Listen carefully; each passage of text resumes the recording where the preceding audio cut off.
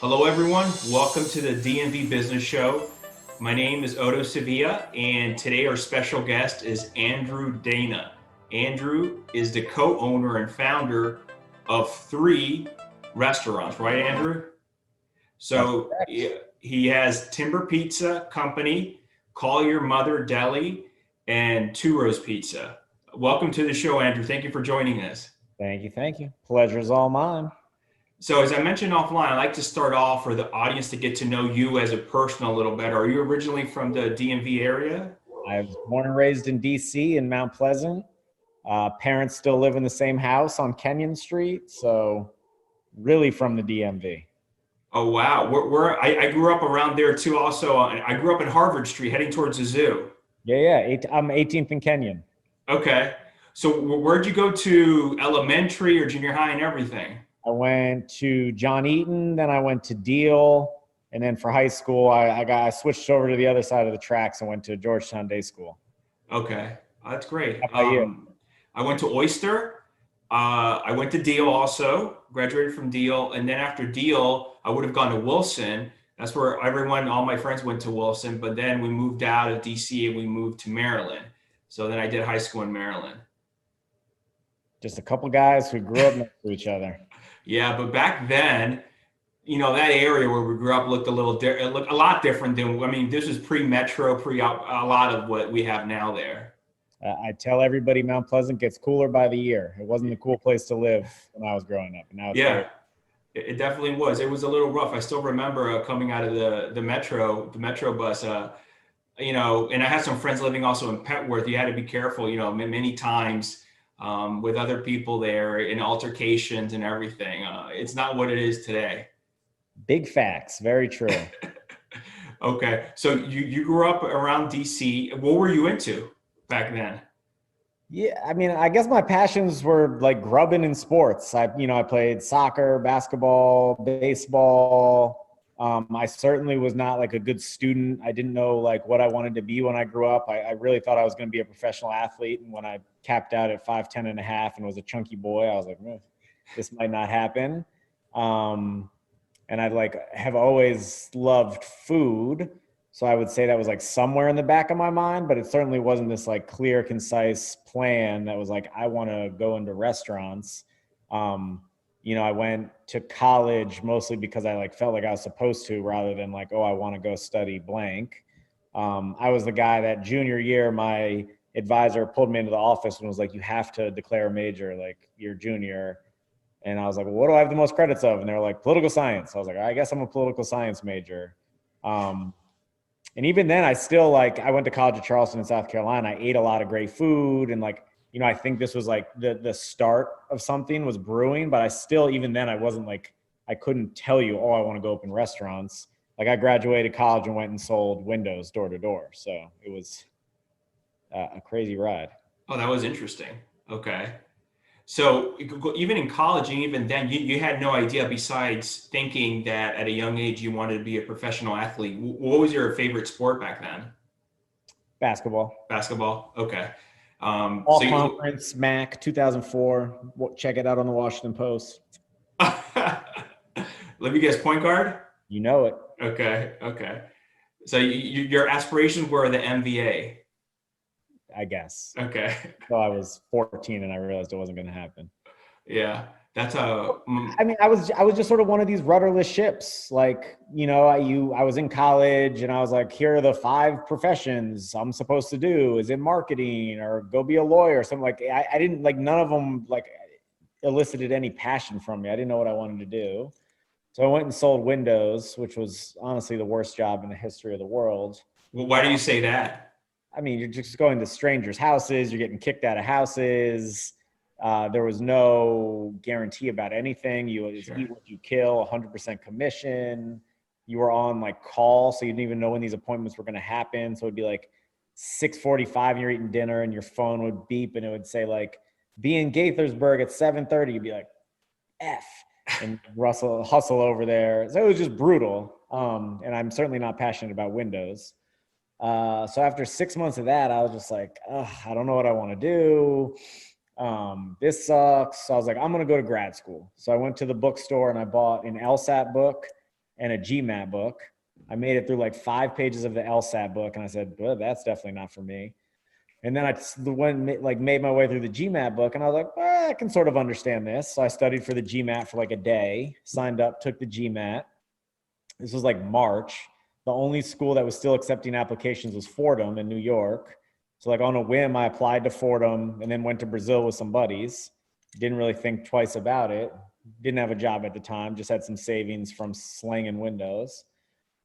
And I got accepted to Fordham while I was in Brazil. And so I was like, sick, at least I like will have 2 more years to like figure out what I want to do. Now, what they don't tell you is in business school, in your first like 2 weeks, you have to decide what you're going to do. So I was like, shit, I still haven't figured out what I want to do. So I was like, all right, I like sports. I'll go into sports marketing. So I like applied for a graduate internship at Octagon, which is one of the top sports marketing firms. And I got that, and I was working there, and I was like, this just like feels so one-dimensional. You know, I play sports, I watch sports, so then have my career also be about sports. I was like, this is not what I want to be doing. And then while I was there, I was living in Brooklyn, and I was just eating at these incredible pizza places and bagel places. And this is when the idea started to get like pretty serious. I was just like, you know, DC doesn't have like a great pizza culture. It wouldn't be that like crazy for me to go open a pizza restaurant. Pizza was something I could wrap my head around. It's not rocket science. It's dough, cheese, and sauce. And so my capstone in grad school was actually on a pizza restaurant. So there I was like at least starting to really turn the wheels on it. But opening a restaurant is super scary. So when I graduated, I moved back to DC and got a job working for an education technology company, basically in sales again, but it was like a traveling salesman. I was really good at sales. I'm good at talking to people and schmoozing and all that crap. But again, I hated it. So I did that for 2 years. And so I guess I was 27 at the time. And I was just like, I hate my job. This is like, I'm just going to sort of exist at these jobs I don't like for the next 25 years. And I was like, I'm just going to open a pizza restaurant. So I went and looked at these locations and was like, holy shit, I'm in over my head. Like, I don't even know what any of this stuff means. So I was like, what's like a bite-sized chunk I can take? And I was like, I'm going to start a pizza food truck. And so basically sight unseen, my buddy from work and I bought this oven online basically. And they were like, it's going to be ready in 3 months. So we're like, all right, we have 3 months to figure out how to register a business and how to make pizza and do all that. And that was in 2014. And then we took the mobile oven to the streets and just started grinding in the streets, learning how to make better pizza, learning about service, all that good jazz. So definitely on the hands training. Oh, for sure. And doing this, Andrew, you left your full-time job. You were all in the mobile pizza concept, right? Yes, sir. Okay. I mean, I think I like stayed for the first maybe a couple weeks while I was like just doing 1 gig a week. And then I realized like, okay, there's some demand for this, and just like dove in. And my buddy Chris and I just absolutely grinded in the streets. If anybody would have us at their event, we would show up like that. Our motto was basically like, just show up. You never know what's going to happen. And we had some pretty heinous sales days, but funny enough, one of those days is where we met one of our investors. Like we were in the back of DC Brow. It was snowing. I think we sold like 4 pizzas, but there was this guy who was like, hey, I'm an investor. If you're looking to open a restaurant, let me know, and gave us his card. Wow. I actually followed up with that guy, and he actually ended up investing in our first restaurant. And so like our motto of like, just show up, you never know what's going to happen, like really is part of the reason why we were able to open a restaurant. And so we opened Timber Pizza, the restaurant, in 2016. And it went really well for the first year. Like we made money and it was going well. And then after the first year, Bon Appetit named us a top 50 new restaurant in the country. And this is like a huge list if you're a restaurant. We didn't even know it was coming out because we were sort of just blinders on grinding. And that just like changed everything. Our sales went up 40% basically overnight. Wow. And that allowed us to then look into other opportunities, which has led to Call Your Mother and Turu's. And now we have 4 Call Your Mothers and Turu's, and we're going to do more Call Your Mothers. Wow. Okay. So you started the food truck at, you said 2014? Mm-hmm. Okay. So basically for 2 years, like you say, you and your partner, I think you said Chris, right? Grinding it out in the streets. And then in 2016, this investor just just shows up out of nowhere, and that sort of starts the first location for timber. So we were looking for a Okay. location and we were looking for investors. But he was one of the investors that we just like found at one of these events. But like we were going out 5-6 days a week, 10 hours a day, multiple events during the day. So A, we were making a little bit of money to invest in the restaurant ourselves, and then B, to like, you know, sort of build a brand and meet new investors. And that simultaneously I was looking for a location for a shop. So we didn't like hire a broker or anything. It was just like me driving around calling for lease signs. And that's actually how we found our location on Upshur Street. It was like, there was a for lease sign in the window, called it, and here we are. Was it a second generation restaurant space or just, oh, okay. It was an old church, but it just like, I loved that strip on Upshur. It just felt like super cute and residential while also still being in the heart of the city. Mm-hmm. You know, affordable rents. And so I called it, and the landlord basically made us jump through all these hurdles and prove that we had enough money and that we had a brand and did blind taste tests and all this stuff. Finally, after a couple months of that, they said, okay, the place is yours. And I was like, oh shit, I got to raise more money and figure this out. So it was like the guy we met at DC Brow, we got a grant from the city.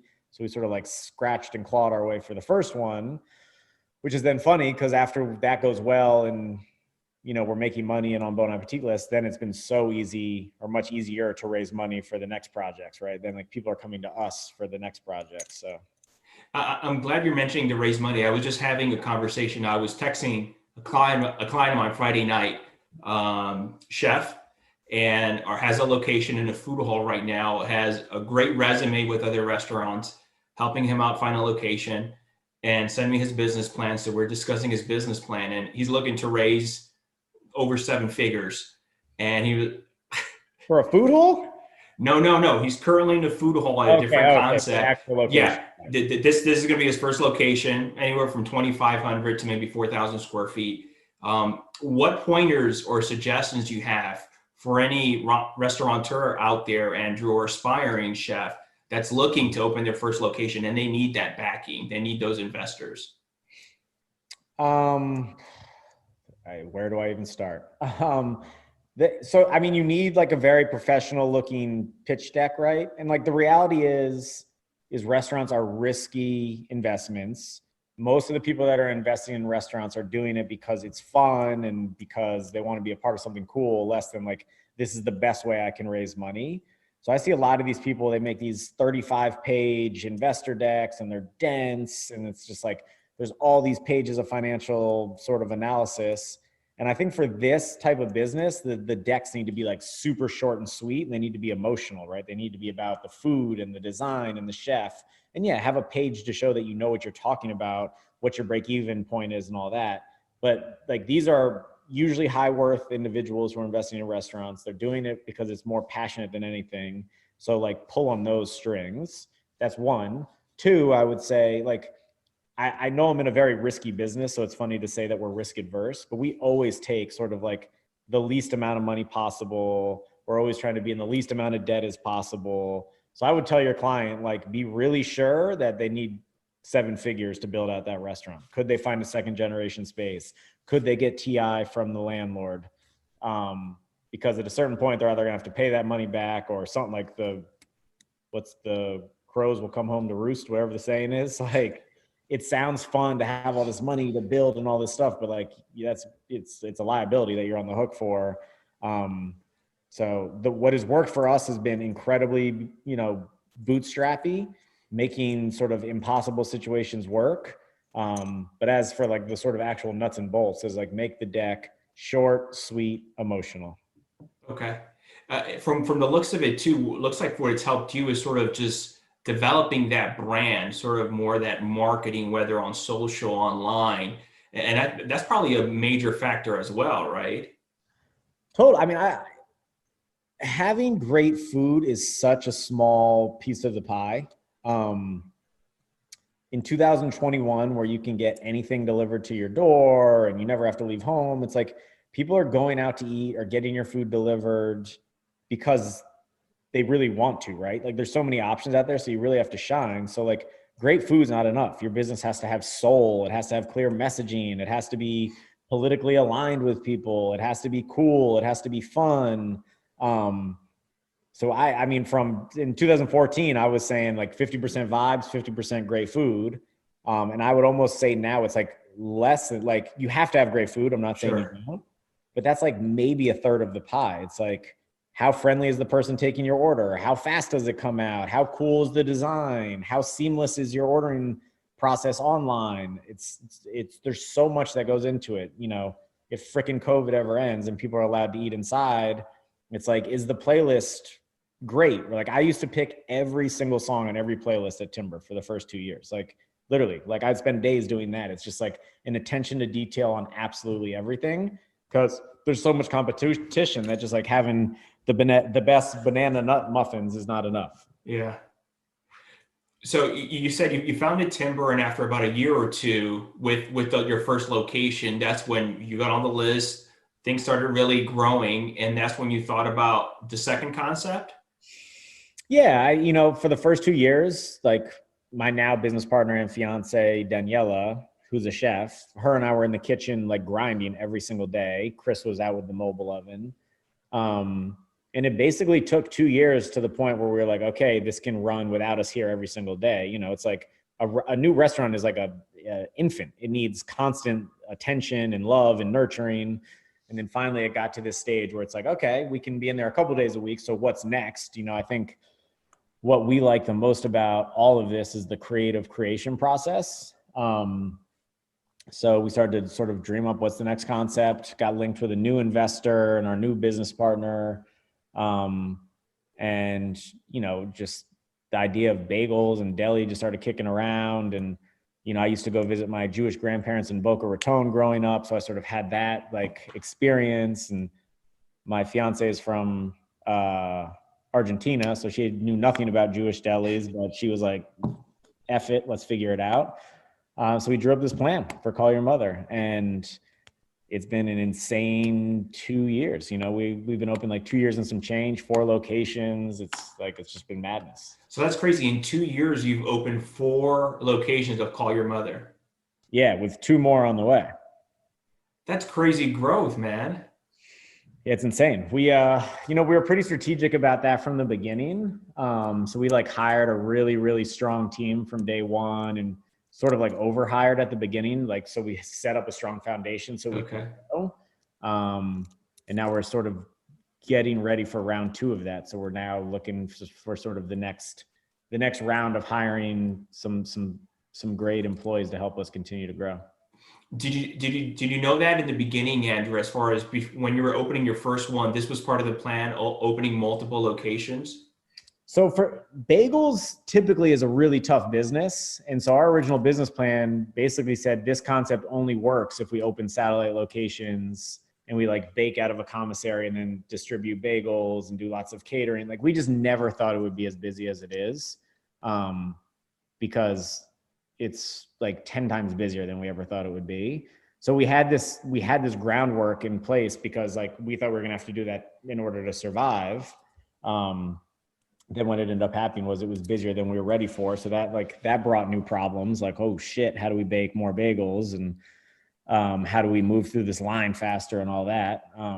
But the sort of the path was lit, and we chased it down, and it's continuing to go well, and we're ready for more. Is that how the current setup is? You sort of have a main hub as far as where your kitchen is, and you bake everything, and then you deliver to other. Yeah, so we have a team that bakes overnight, and then we have 2 vans that pack everything up at 6 a.m. and shoot out to the stores. And then in order to keep things fresh, we have another round of deliveries that go out at 10 a.m. So all the stores are receiving fresh stuff again at like 10:30. So somebody is in that central commissary 24 hours a day making stuff. Okay. Well, the good thing with that is that not all your locations then have that commercial kitchen then. Correct. So that was the plan. Was you have this sort of intense build out for the main factory, the first one, and then you can do sort of cheaper, less intense build outs for these satellite locations. So. Okay. That's interesting. For Timber, how many locations do you have? We just have Timber, and then we have Turu's, which is basically an offshoot of that in Ballston Quarter in Virginia. Uh, Okay. So the majority of it's the basically locate. Timber. It just has a different name. Oh, okay, okay. So as far as locations, and it's mostly Call Your Mother Deli, right? Correct. Speaking about that, I know you recently had an important visitor. We saw everywhere, all over the news there in the media, right? That's it. Mr. Uh, Biden. President Biden. Yeah, that's cool. How did that come about? Were you out of nowhere? No heads up. I was there 20 minutes before he was there, and I left because there was no heads up. And apparently he was just at church, leaving church in Georgetown, and said, let's stop and get a bagel. So it was spur of the moment, and I kicked myself for leaving early that day. But it was cool for the rest of the staff there. And that was 5-6 weeks ago now. And it's major uptick in sales and buzz. It's just been like insanity since he came. That's what I was going to say. How has that affected the business? Yeah. So the Georgetown location alone is up like 30% sustained now for 5 or 6 weeks. And the other ones are up like 15%. You know, we gained 10,000 followers on Instagram. It's just been like mental. Wow. Andrew, going back to the first one, I know this was the first time for you. You know, your background when you opened Timber was not as a chef or anything like that, or even just in the restaurant business alone. It was mostly sales. How was that experience? Like, what can you remember as far as any learning lessons that come out? Yeah, I mean, I think part of the reason we're successful is because I don't have a background in restaurants. Like Timber as a space, we would have never signed that lease if I knew anything about restaurants because it's tiny and it barely works. And I'm like, of course it's going to work. Like, we'll make it work. So I think because I'm not from the industry, like I also am down to sort of push the boundaries a little bit more than a chef would because like I don't know what that comfort zone is. So I think that's really helped. I had no freaking clue how hard it is to run a restaurant. It is, people see the owner walking around, shaking hands or something. It is a brutal industry to work in. It is, and in order to like be successful on your first one, like I said, it's a baby. You have to be the first one there, the last one there. You know, I think my background in sales was useful in making sure every customer left happy and sort of, you know, making sure the vibes were 100%. But you know, basically our secret sauce is that we just outworked everybody at the beginning is really it. Is we never left when things weren't the way they were supposed to be. We never left until stuff was perfect. We never took days off. I mean, it was a brutal grind. And now, thank God, we have a strong enough team that there's a slightly more work-life balance. But for the first 3-4 years, it was just like balls to the wall, all out, just pretty much every day. Wow. You mentioned your team just now, and I'm sure just with all concepts, all three of them, team is important. How are you finding them? How do you hire them? How big is your team right now with all of them? Yeah, with all the locations, we're up to like 150, 160 right now. You know, it's the bigger you get and sort of the better your reputation gets, the easier it is to like hire top tier talent. You know, when it was just the food truck, we were like begging friends to work with us and nobody would work with us. And then we had Timber and, you know, it was really hard to hire the first group of people. But what we've done is we've sort of treated our staff much better than industry standard. We pay them more. We have healthcare, language lessons, free fitness classes. Like we truly try and walk the walk of saying like, this is a family. And the bigger you get, like that word starts to spread. So I would say most of our hires are word of mouth now. It is somebody who works for us who says, hey, I love working here. And they talk to their friend. And that's the best type of employee, right? A referral from a friend. A, they don't want to burn that bridge from their friend. B, they're stoked to come in there because they hear their friend likes it and they hear that this company treats staff right. And that's like, honestly, the best way. I can't remember the last time we posted for a job and like got a great hire that way. We post for jobs just to see what's out there, but 9 times out of 10, it's a referral from somebody who works for us. And as you get bigger, there's more and more referrals. So sort of more options to choose from. Sure. Okay. How is your schedule? Because, you're busy here with all these locations. Are you typically in one, or are you visiting how often, how many of them? Bro, I live a day at a time for the most part. Um, in an ideal world, I'm sort of each day at a different shop, making sure things are the way they're supposed to be, but also spending, some time on a computer and looking at new locations. But most weeks those plans get blown up, and somebody calls out sick and, oh no, the donuts don't look right. So let's dive into that. So like, I would say a lot of the time I'm just on call doing different stuff. Um, and then this year we've really tried to implement some coaching conversations. So, I try and meet with the people who report to me at least once a week.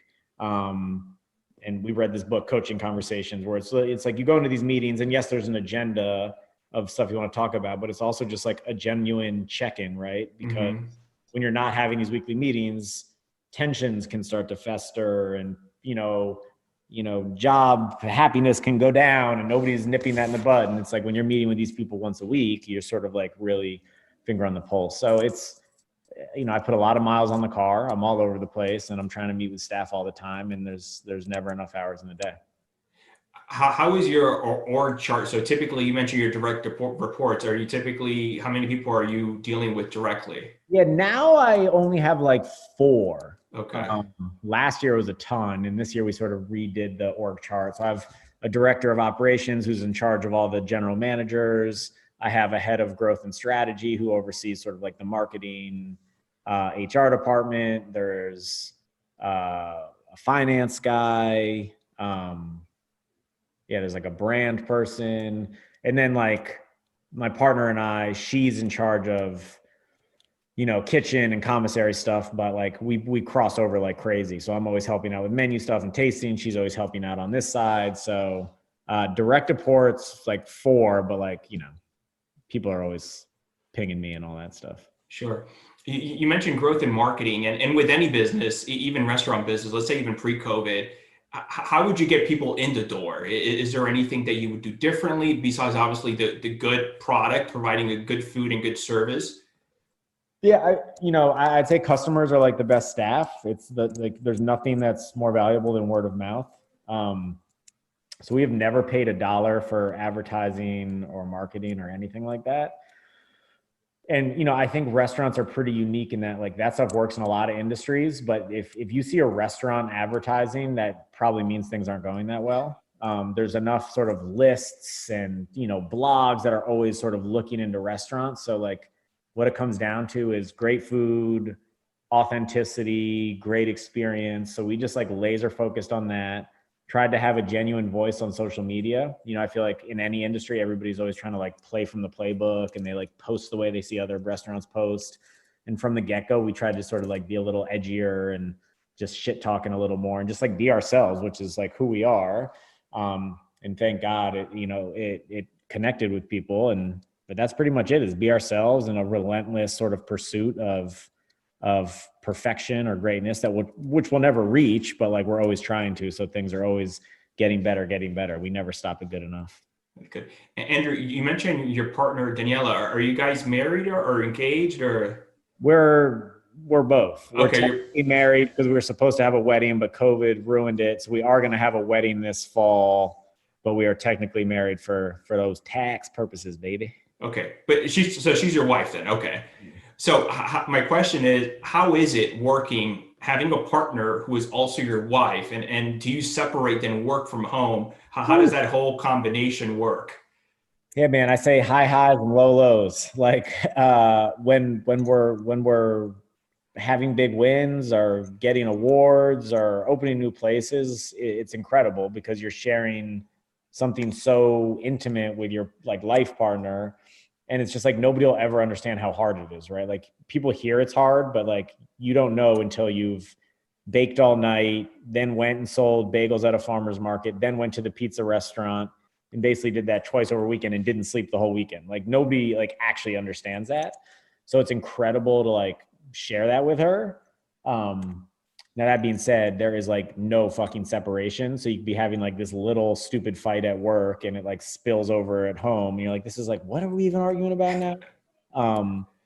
That being said, we have gotten much better at trying to separate it. And like at the dinner table, there's no talk about work for the most part, that we try our best. But if you can be business partners with your wife, then like she's a pretty good catch. Yeah, definitely. And I don't even know how you would separate it. That probably may be tough separating over the dinner table, not having a conversation about whatever staff member, location, or whatever issue is of the day. Yeah. I mean, we don't always succeed at it for sure. So yeah, I mean, we have a dog that helps. We focus on the dog and not work for sometimes at home. But no, I mean, and when you work as hard as we do, it's like we don't have a ton of hobbies outside of this. So you don't have to talk about if you're not talking about work. What would you say that drives you and motivates you now, Andrew? Yeah, we keep changing the goalposts of what the challenge is, right? Like early on, it was just open a pizza restaurant and make enough money so I don't have to live in my friend's bedroom. And, then it was, let's prove that it wasn't a one-hit wonder. Let's see if we can do another restaurant. And then it was, can we open multiple of the same? And now it's sort of like, let's see if we can build a real serious big company.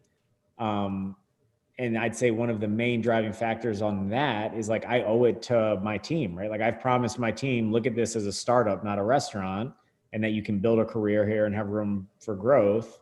And that only works if you're opening more locations. Like you can only have a director of operations in charge of the GMs if you have multiple stores. So it's like, in order to have people continue to grow, you have to grow as a company, or else they're going to become stagnant and not satisfied. So it's just like a challenge to see, hey, can we do this? And then B, it's like for the wellness of the staff. What advice would you give a restaurant owner there that maybe just has one location and they aspire to have multiple, maybe one more, or even more than that? And, they're wearing many hats. They have several roles there besides being the chef, the cook, and other things. And of course they have help, but if they want to expand, what do you think are some things that maybe may have been bottlenecks for you, and just for them to just think differently? Yeah, it's really hard to be the owner and an employee, which I was for a long time, where you're grinding out the actual shifts. And, part of me felt guilty anytime I wasn't doing that. And like, some of that is 100% necessary to be successful at the beginning. But at a certain point, you're going to have to put in systems and procedures and expectations so this place can run without you there every single day. And you can only do that if you hire a great team, if you're a great trainer, if you communicate in an amazing way. So I guess like the short of that is like, hire a great team, put incredible procedures and systems in place. Like our saying is remove the gray area, right? Like you don't want anybody having to say like, oh, is it 7 pepperonis or 9 pepperonis? I don't know. It's like, you just need a picture of it. And it's like, it's 8 pepperonis. That's all it is. Right. And that's through everything. So if you create great systems and great framework, treat staff well, you're eventually going to create this system where it's like, okay, I don't have to be here every day. And now I'm free to go do the next thing. But it takes time. It's like watering a plant. It's little by little. And it takes a lot of attention, and it doesn't happen like that. And I think a lot of restaurants that I see fail early on is people want to sort of fast forward to that next level, and it takes time. And the only way there is like, am I allowed to curse? Yeah, go ahead. The only way there is like through the motherfucking wall, right? And the only way you do that is by grinding, working hard. So it takes time to get to that next level. So I would just say like, don't rush it. Yes, you need to put in these systems and hire these great people, but don't rush it, because our best staff has been with us since the beginning of Timber. And I think part of the reason they stay with us is they worked elbow to elbow with, me and Daniela early on. So they know that we're not above grinding it out. I cleaned up human poop off the side of the wall once, right? Like if you do it all, they respect that. Whereas I think a lot of restaurants, people are like, I'm the owner, I'm not going to work that hard. You do it. I hired you paid you to do this. And it's like, you have to earn that. Right. So. Yeah, I agree. Hiring the right person, especially if your focus is just being a back of the house, and you need to liberate yourself to actually focus on growth. If you're past that stage of the business that you want to open more locations. Yeah, and you need to like communicate and be clear with expectations. I see so many times somebody's like, oh, I hired them to do front of house, and they got it. And it's like, you're the owner. You got to tell them exactly what you're expecting. And then you got to be checking in with them. And it's like, I don't care they have like a manager title. It's like, you have to show them the path first and foremost, or get a business partner who can do that. Because if you're not clear with your expectations and you're not communicating, it's never going to work. And I'm sure finding that right person, it's not easy. It's not the first hire. It's, you sort of, I guess, what's the saying, fire fast or hire slow. Fire slow, fire fast. Yeah. As far as finding someone to sort of help replace you in that role in order for you to focus on other things on the business. Yeah. We do the opposite, which is one of our big weaknesses. We hire fast and fire slow. Okay. We are suckers for people, and we want to see everybody win. So we always try and make stuff work, for better or for worse. I think there's times we have to be a little quicker on that. And some of the mistakes we have made has been hiring a little too quickly. Early on, we didn't always check the references, and we didn't always interview multiple people. It's like somebody came in once, and we're like, yeah, we love you, you're hired. So I would just say, like, take your time on that. Like, I know when you're on this speeding bullet train, it seems like you need somebody tomorrow, and it's like, whoever walks in the door first, I'm hiring. And it's like, it's that sort of short lens versus long lens perspective. And it's, if you want this person to be with you for 5, 10, 15 years, take your time, make sure they're the right person. And you've accomplished so much, and I feel this is just only the beginning for you, man. But does anything come to mind as far as what you're most proud of this far in your career? I really do think, it sounds corny and cliche, but it's watching our staff grow. We have a guy who started as basically a barista, and now he's the area manager. So he's managing these general managers of all these stores. His salary has gone up 3x in 3 years. And to watch somebody who, maybe lacked some of the self-confidence to be just like a boss, to watch him grow into that and gain that, and now sort of be like one of the pillars of the company, is incredible. There's lots of experiences like that where staff have been with us for 6 years and they're growing into new roles. So that's the part that, to me, is way more satisfying than any awards or anything like that. Those awards are great, but we also only win those because of the staff, right? So watching staff grow into themselves and into new positions has been pretty awesome. That's great. Do you think there are any specific habits or skills that you've used sort of on a frequent or daily basis that helped you, not only in the business, but also personally?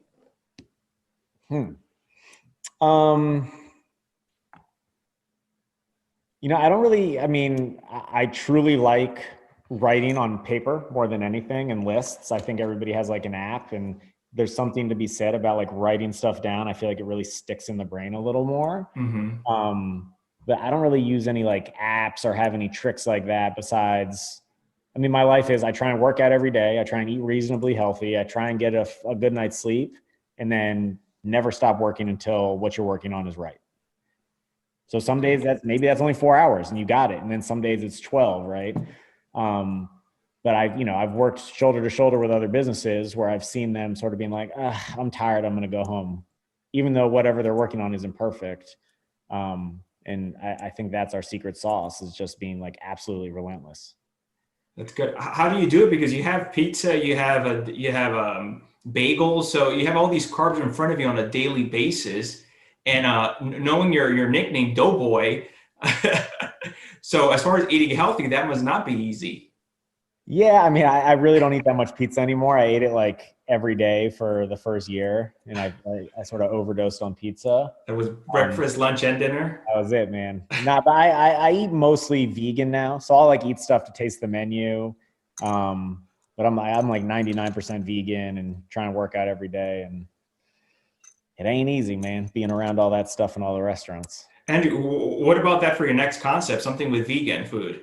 One day. We're laser focused on Call Your Mother right now. Okay. But, like I said earlier, like Danny and I love the creative process, creating menus, designing new restaurants, creating new whatever, ethos and vibes. So I don't think you are done seeing new concepts from us yet. That's good. What would you say is your biggest challenge right now in your role? Whew, I've sort of had to have like a paradigm shift of how I manage and operate. I think for so long I was sort of like this far in ahead. Is service right? Are the bagels right? Now we've like hired enough people who are focusing on that. And so for me, it's thinking now bigger picture, how to look 6 months, 12 months, 6 years down the line. Like, how do we really grow this thing? How are we going to produce enough bagels when we have 12 locations? Where should those 12 locations be?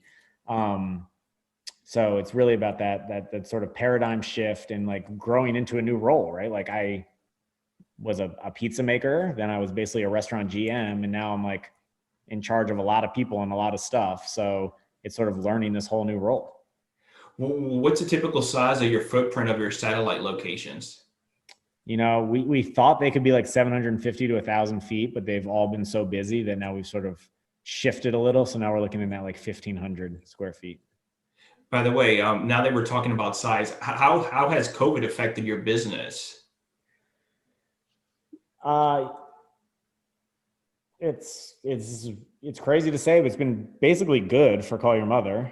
I think we're sort of very lucky and blessed that we're positioned perfectly for it. It's like mostly neighborhood based. It's comfort food. It's carry out foods. We didn't have to like reinvent anything.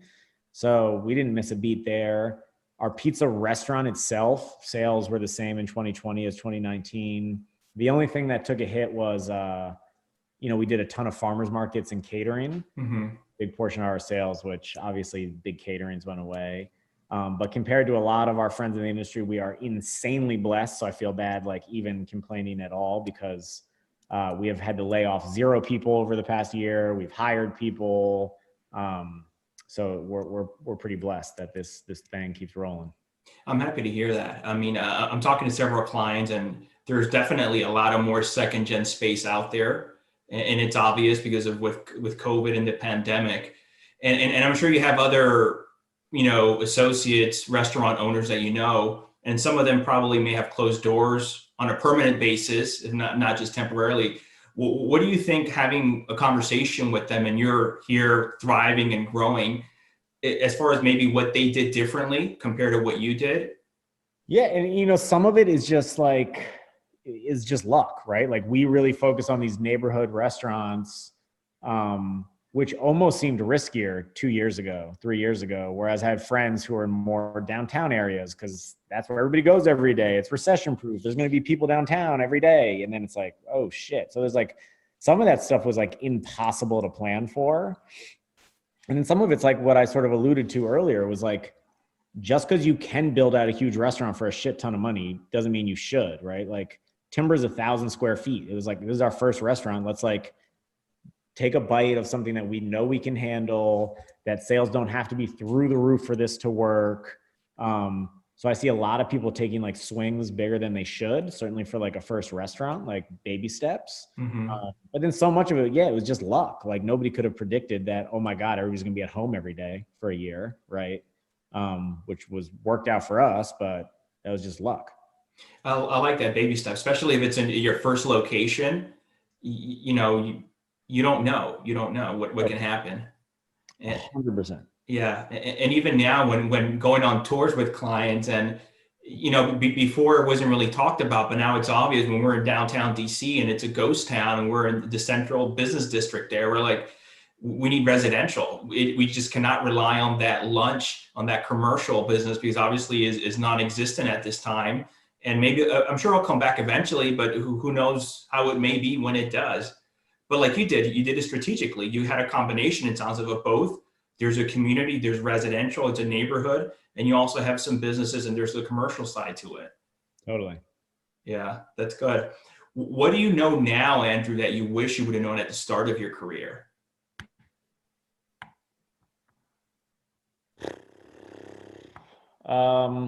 If you can tell someone, let's say, who's going into the restaurant business, be like, man, I wish I would have known this in the beginning. Yeah, I mean, don't forget this part. Yeah, I wouldn't change a thing with what I know because it's worked out so well for me. And I think part of that, it was just sort of like ignorance. Like I didn't know how hard it was going to be, right? So I just sort of like stumbled into this and was like, oh shit. It was a blessing for you. For sure. Yeah, I mean, it's so cliche, but it's just like hard work is undefeated. That's what I would tell them is like, you can have the best product and you have great design and like none of that's going to matter if you don't dot every I and cross every T. And like, it's like LeBron James is the best because he takes care of his body every single day. And it's like the best restaurants take care of their menus and their location every single day. So it's just like, be relentless, outwork everybody. And don't try and fast forward to the C-suite. Like you'll get there. It's going to take time, but like I said, only way there is through the mother effing wall. There you go. When I say the word success, is there a person that comes to mind, or what do you think of? Yeah, I just like these timeless companies that take care of their staff. Patagonia. I always tell our staff, I don't know anything about the ins and outs of these brands I'm about to mention, but like I always tell our staff, like, let's try and be Levi's and Vans. Like they're timeless. They're always cool. Like we don't want to be a flash in the pan. I love Patagonia of, their ethos, how they care about the environment and their staff while still making a world-class product. So that's what we want to be. The Patagonia bagels, baby. Andrew, did you have, whether the person was in the restaurant business or not, but did you have any key mentors that you can think of? And if so, what did you learn from that person? Yeah, our main investor for Call Your Mother, Jeff Zients. He's now in the Biden White House, sort of ahead of the vaccine rollout. So that's how you got the visit. No, I'm just kidding. And he's been a very successful businessman, and he has really helped me think bigger picture, right? Like I used to think, and not that you don't need to bootstrap a lot of times, but I'd freak out about $500. And he's just like, what? We're looking at a 10-year lease and like, we're trying to build a big company, like do it the right way, right? So he's really helped me have this sort of paradigm shift from like what's right here to like what's way down there. And he's just like really good at seeing, a straight line through all the noise, where sometimes I get a little distracted by all the noise, where it's like, how do we get from A to B? And what does that look like? So he's been pretty awesome in that regard. I love that. Does he have any experience in the restaurant business or just business in general? Just business. Okay. That's good. So I think why we work, right? Like again, like we wouldn't have signed half the leases that we signed because they're too small or they don't make sense, or bagels is crazy. Nobody does a successful bagel thing. We're like, what? Why? Right? Like, why not? What's the vision of the future? So what does the next 5 years or so looks like? Yeah, I mean, I think it's continuing to try and grow the Call Your Mother brand and